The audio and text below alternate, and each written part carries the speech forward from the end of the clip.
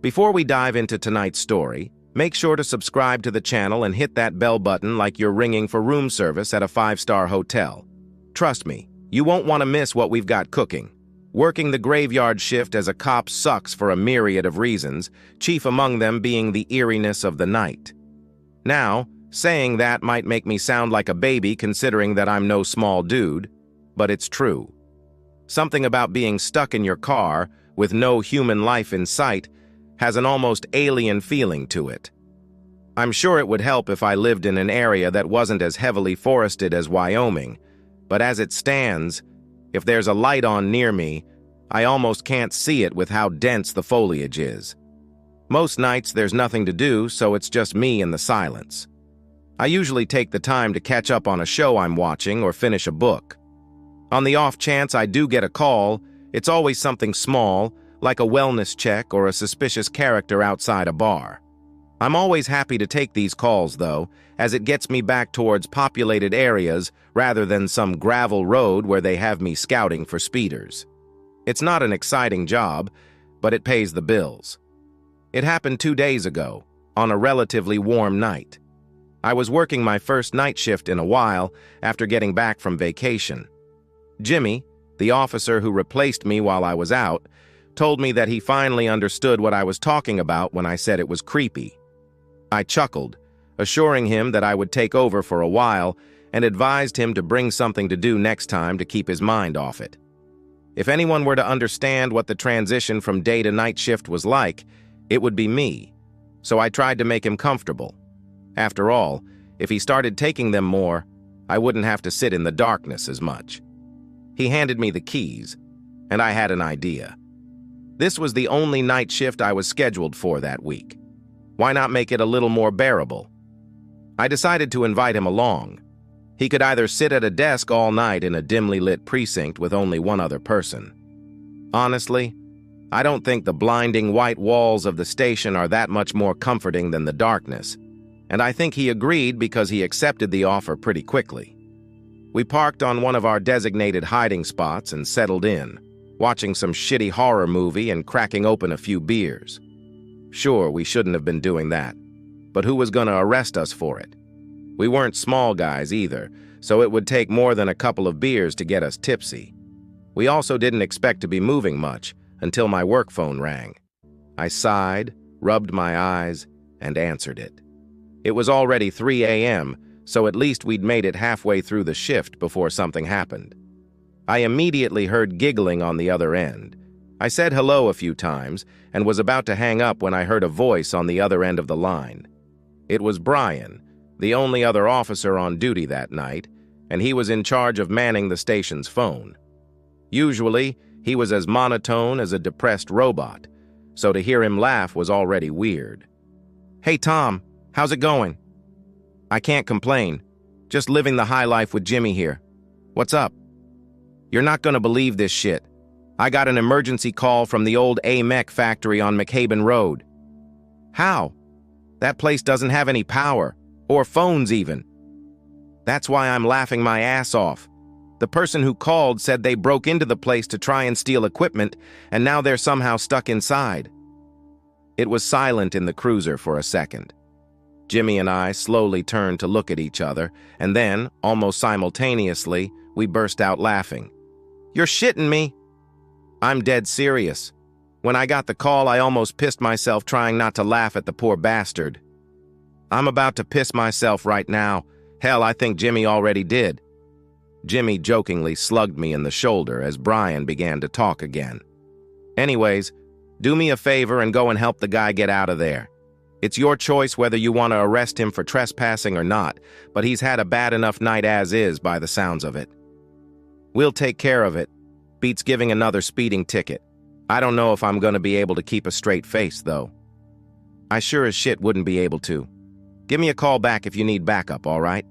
I'll have to call the precinct up in Pinedale if you do. They have their parade this week, so I'm sure they've got a few guys to spare." "Sounds good, Brian. We'll keep you posted." I hung up and flicked the cruiser's lights on, piercing through the darkness. We peeled out onto the road, making sure not to hit any deer along the way. It was only about a 10-minute drive. but you never know. We pulled into the bramble-covered entrance to the building, and I got out of the car to undo the rusted chain blocking the road. The place had been abandoned for 10 years after AMEC moved its drilling operations up north and took half the town's population with them. Now, the place was just a drinking spot for local teens, and it showed, with the amount of graffiti sprayed along the sides. We got out of the cruiser, flicked our flashlights on, and started looking for an entrance. Jimmy was noticeably on edge, probably because he didn't know this place existed. He was relatively new to the area, and I'm pretty sure this was his first time having to get out of the car on the night shift, although I didn't ask. He went around the left side of the building while I took the right, both of us looking for a rusted door or a busted window. I was peeling brambles off of my shorts when I heard Jimmy start yelling. I immediately hightailed it back towards the other side of the building, hand on my holster, preparing for the worst. Was this a trap? Maybe the dude we came here to find was some sicko looking to hurt us, or worse. I sprinted around the corner, shining my flashlight in front of me and expecting the worst. My flashlight illuminated Jimmy, who was doubled over laughing. I was confused and immediately asked if he was all right. He looked up at me, with the widest grin I'd ever seen him sporting. "I got you." I was relieved that nothing happened, but was mostly annoyed that he did that to me. It was almost 4 in the morning, for God's sake, and we were on the tail of some idiot in the middle of an abandoned warehouse. For a second, I'd thought he was getting attacked and would be lying in a bloody heap by the time I got over to him. I think he saw that I was pissed, because his face immediately sank and he started to apologize, saying he was just trying to lighten the mood. I took a deep breath and smiled at him. I assured him that I'd get him back at some point and to just focus on getting in for now. We found a broken window that we assumed he'd climbed in through and shined our flashlights on the floor inside to make sure we weren't about to step on nails or something. As we climbed into the place, I radioed Brian and asked him to call a few other officers over to us, just in case something went wrong. After the shit Jimmy pulled, I was on edge that something bad would happen, so I figured it was better to be safe than sorry. The power in the place still didn't work. In hindsight, I have no idea why I even bothered checking, so it looked like we were going to have to put our flashlights to work. We called out a few times into the darkness, seeing if we'd get a response, but to no avail. We walked past the old drills and ore processors, our feet clicking against the concrete floor. After searching the bulk of the main room, we headed for the hallway at the very back of the factory. I knew this place pretty well since I'd been called there during the daytime a few years back to clear out some drunk partiers who'd snuck in. Still, it was a whole different beast at night, and the fact that the hallway immediately branched into 3 more didn't help. This is where we made our first mistake, and it was a pretty stupid one. We decided to split up. I know, it's how horror movies start and how characters die, but we were both tired, and our energy drinks were wearing off. We agreed that we'd keep our radios on at all times and let each other know if we found the guy. At this point, I'd assumed that he'd found his way out and ran into the woods in fear of being arrested, but we still had to sweep the place just in case. I wasn't planning on arresting the guy, as I figured that he'd had a bad enough night at that point, and the old equipment he was planning on taking wasn't of any use to anyone anymore, so I would have let him off with a warning. Now, though, I was starting to change my mind. I didn't want to have to search the entire back half of this place, especially given the fact that there were 3 floors worth of rooms here. It didn't help that the building was split into 2 sides that weren't connected. So if one of us found something, the other would have to walk over to it. I was starting to understand why this place wasn't used anymore. Every time I passed a room, I'd shine my flashlight in and call out. As evidenced by Jimmy's voice over the radio, he had a similar system going on. When I reached the first room on the 2nd floor, he was already on the 3rd, so I warned him to slow down a little bit just to make sure that each room was completely clear. I was met with complete silence and repeated myself. Still, nothing. "Hey, Tom, I see something." "What is it?" "Down the hall from me. There's a hand sticking out of the doorway." I stopped in my tracks. What do you mean? There's a hand waggling its finger at me. I'll be right over. Don't go near it, don't do shit.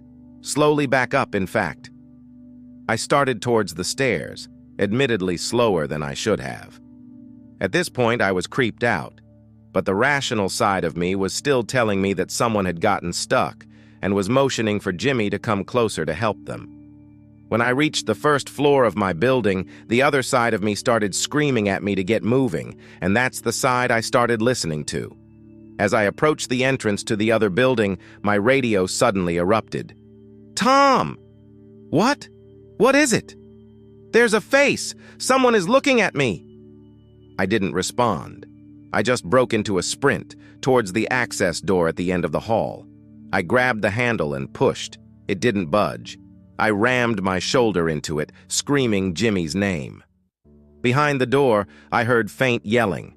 The door finally gave out, and I started sprinting up the dark staircase. I took my gun out of my holster. Whatever was going on up there, it wasn't good. I reached the entrance of the third floor, and again, the door was locked.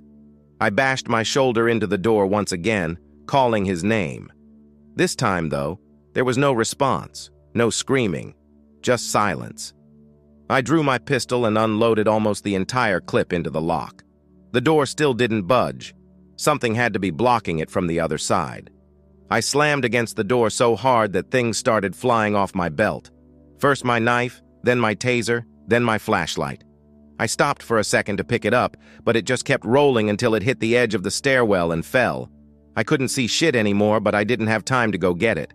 The door was starting to push open, and I had to get through. I kicked it so hard I thought I broke my ankle, but I didn't care. It finally caved in enough for me to slip through into the hallway. I once again called out Jimmy's name, and as my eyes adjusted to the darkness, I saw a light on at the end of the hallway. Not a flashlight, but a very dimly lit room. Standing in the doorway was a silhouette. It had to be him. I called out to him again, but didn't step closer. The silence was broken when the giggling started. It was faint enough that I couldn't tell if it was him, but it sounded like it. The giggling turned to laughter, and he started to move, but didn't leave the doorway. He was just moving in place, jerking from side to side. It looked like he was dancing. I lowered my gun and called out to him again. I knew what was happening. He was fucking with me. All of this was a setup to prank me again. I was royally pissed off and started screaming down the hallway. "Are you kidding me? I thought someone was attacking you, dude. I told you earlier to stop messing around, and now you nearly give me a heart attack by doing? What is wrong with you?" I put my gun back in my belt and turned back towards the door. I'd had more than enough for one night. "I'm going outside to wait for the backup to get here and going with them back to our station. When you're ready to stop around, take the car and don't talk to me for a week."